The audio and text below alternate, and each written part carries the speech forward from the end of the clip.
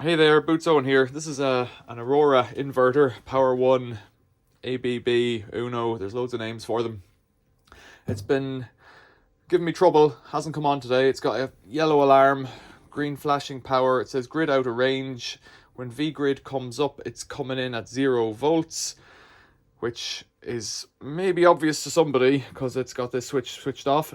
Listen carefully. Sounds okay. Now, I was doing this earlier on. You hear that fuzzing noise? I don't know that it's in the plug. Don't know what's going on. Doesn't sound great. Sounds a bit fuzzy. I reckon the plug's cooked. So what I'll do is, I'll isolate it. Let's isolate it here anyways, because we can. Let's switch that off. I'll get it isolated on this spur. I'll isolate that and we'll come back and take this apart and have a look at it. So before I fully isolate it, let's just tidy these out of the way for a moment. Say tidy, drop them on the floor. The inverter hangs on a pin and it's not secured at the bottom. I don't know why I didn't secure it, probably because I drilled the hole in the wrong place. That's okay. Let's have a look in here while it's still live, just so that I can have a look in the plug as well while it's live. Just check that there is actually power getting to it, because I don't know what's going on. That looks like I've put a new socket on it. This has only been installed about 6 months. Now, I'm not getting electrocuted from those pins, from those screws, so that's a start. Let's pull that out and see. That's tight, that's tight. I don't think it's the socket. Let's go for AC voltage, and I'll hold it up if we need to. So get that on there, get that on there. Getting 237. Those connections are okay. You shouldn't do that live, of course, but that's the kind of guy we are here. So this plug here, quite an old plug. I prefer wiring them in on plugs because the ones I'm using are kind of end-of-life inverters, so you need to swap them out periodically. Now, why would that be? The fuse is really well fixed. There's no sign of anything loose so far. They're both tight. Earth could be tighter, but it's tight enough. No, the arcing, if anything, we get a focus there, looks like it's on the pins. Could the plug not be pushed in far enough? It all seems okay. Now that screw's sticking out now because I've taken it out, but there's nothing else hanging out there. The connection there, the restraint there is not good enough. That's for sure. What I'm going to do today is fit, regardless of that, I'm going to disconnect this now. I'm going to fit a rotary isolator here, so that it'll be compliant with the current rules. Now, there's talk in the UK at the moment of bringing in a new rule or changing the rules to allow for inverters on plugs, but whether they allow a 3 kilowatt inverter, I don't know. So whether this is compliant or not is something that's neither here nor there. I'll switch off the power to this one and we'll come back. So the plug has been removed. Let's just see that I've turned off the power properly. Yeah, I'm not getting a fault. Not hearing any tripping. The lights are still on. Let's get this guy disconnected or removed. I already checked the voltage on that before I linked them together, so I'm just doing it for you. Let's see if you like me doing it.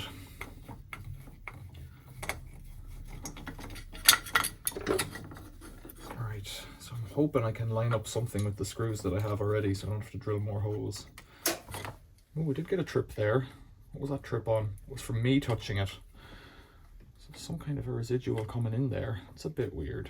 It's off now, for sure. Let's see what's gone on. Yeah, I've lost all the inverters. So something weird going on there.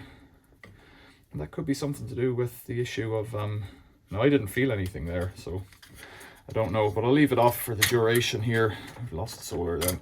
So touching them together didn't matter, but touching it across my fingers did. Weird. Don't do what Donnie don't does, as they say. So this is the rotary isolator that I've got. I suspect I have to take off the knob as well. Right. So the front will come off separate to the back, maybe. Yeah. Then come off, and then in here we've got a big old, it's quite a big isolator. No, it has to go up this way. That's up. So do I have enough cable in it to have the power coming? Which way is, so that's your switch on the bottom. Which way would be the in then? L3, in on top. I'm only needing, it's got 4 ways here. I only need one of these. Quite comprehensive really for what it is. There's a DIN rail in there holding that on. Yeah, this is big enough anyways. Those are, oh, there's a neutral. So it has a neutral straight through. I'd rather the neutral be disconnected as well. I'm going to put the neutral on L2. I don't see why you would leave the earth connected, leave the neutral on L2. I don't know why you do it any other way. So do I have enough cable to get it in and out? And where can I put my wires here? I've put that very close to this. I wonder if I can get, there's a hole in the wall there already, so I'm wondering, put that there. That would be good. I'll have to come in from the top. If it's L3, they'll come in from the top anyway.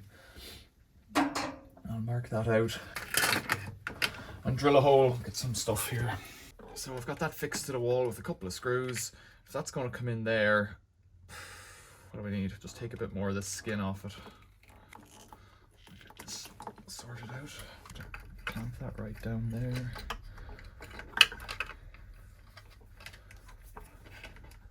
I'll deal with that in a bit.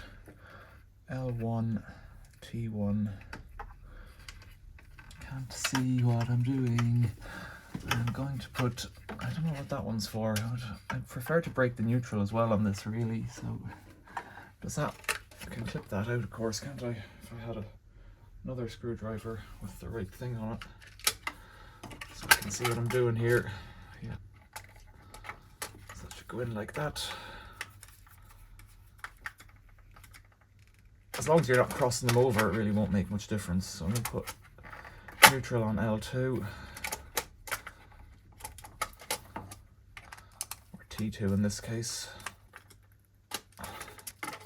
Right, and earth to earth up here.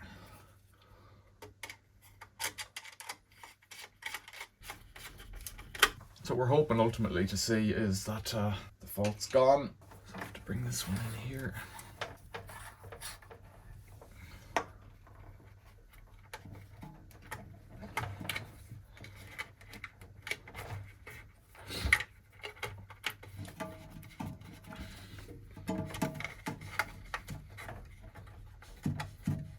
Start with earth. I like it when they bend them onto those nice pictures, like nice patterns on Instagram and that. See if I can do that. Get a pliers if I'm going to do this properly, I suppose. Let's see if that will fit. That's right in there anyways. Okay, tighten that up.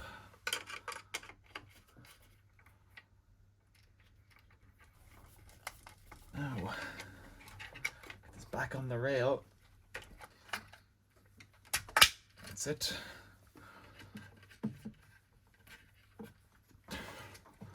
Don't give you much room to work with here. Check everything again with my torque screwdriver.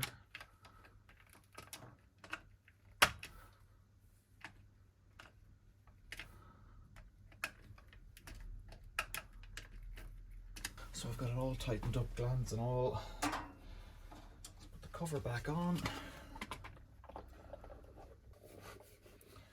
And the rotary switch should be at off. Or not. Where is it? Oh, the screw is getting in my way. Alright, it's not, it's set to on at the moment. So this is a lockable rotary switch. Lockable isolator. So if you're doing work on it, you can lock it out. It does 3 lockout positions. That's tight. That's off. Okay, should just be a matter of putting the power back on and having a go. So let's try that. Alright, that looks horrible. Leave that like that. Let's go and turn the power back on. So Vgrid on the other one has come on. Let's turn on the grid first here.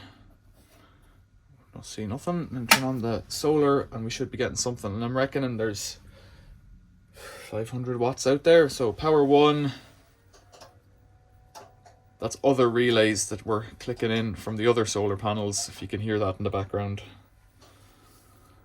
54 seconds, so we'll be back in 54 seconds. Vgrid 240, that's good. This one has suffered in the past from low grid, which is a bit weird. So maybe you can see that. Let's zoom in a bit more. There you go, the relays are clicking on. We've got Vgrid, we're back on track. 1 second, 0, is it going to work? 7, 0, what are we going to get? 31 watts, 300 watts, that's about right. The sun is about that. So rules change over time, and when these things, when solar stuff come in first, I think the regs said you had to have a rotary isolator, like this yellow fellow, yellow and red fellow down here. Now I went with plugs because I was testing machines and it was easier to swap them in and out. This machine, I'm hoping, will be a permanent installation here, so I don't really want to have to take it out again, but if I do, I have to take it apart and just wire in another wire or wire it in at this end. I could do either, but it looks like if they go to microgeneration and change the standard for microgeneration, maybe they will let plugs in. A word of warning with plugs, on these Unos and Power 1, Aurora, ABB, whatever iteration of them you have, what I have found in the past was if you unplugged them while they were on, just pull the plug out of the wall and put your fingers across there, you'd get a lick. Maybe it's from the capacitors. I understood there was supposed to be no backfeed, but it was an instant lick and then it was over, so it was just a pulse. I wouldn't try it again. I don't think it did me any harm. You know, you can be the judge of that. But we're back on track now with this unit, and it's got the right rotary isolator with the lock on it. The lockable thing was the thing, so that if people were doing work to it, it could be locked out. I'm quite happy with that. Questions or comments, leave them below. Thanks for watching. See you later.